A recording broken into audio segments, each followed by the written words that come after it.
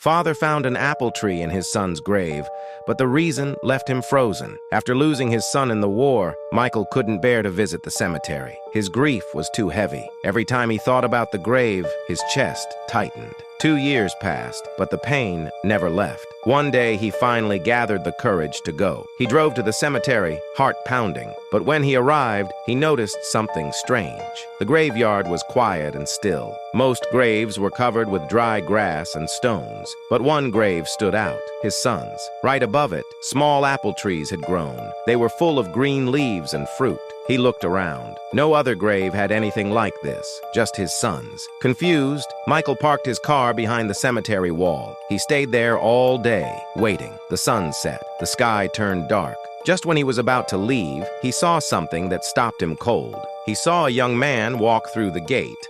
The man was holding a small bouquet of flowers. He walked slowly toward his son's grave. He bent down, placed the flowers on the ground, and stood in silence. He didn't say a word. He just stood there, looking at the headstone with deep respect. A few minutes later, another young man arrived. Then another, and another. Soon, 4 young people were standing around the grave. None of them spoke. All of them stood with their heads bowed. Michael stepped out from behind the wall. His voice was quiet but firm as he asked, "Why are you visiting this grave?" One of the young men turned around.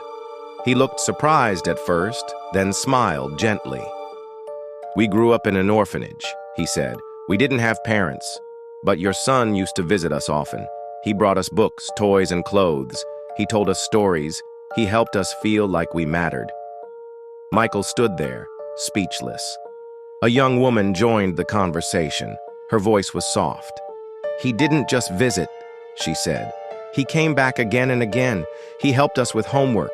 He gave us advice. He made us laugh. He said we could do anything. To us, he wasn't just a visitor. He was like a father." Tears filled Michael's eyes. His heart ached with both pain and pride. He had lost his only son. But now, standing in front of him, were 4 young adults who clearly loved him. They spoke about him with kindness. They remembered him with love.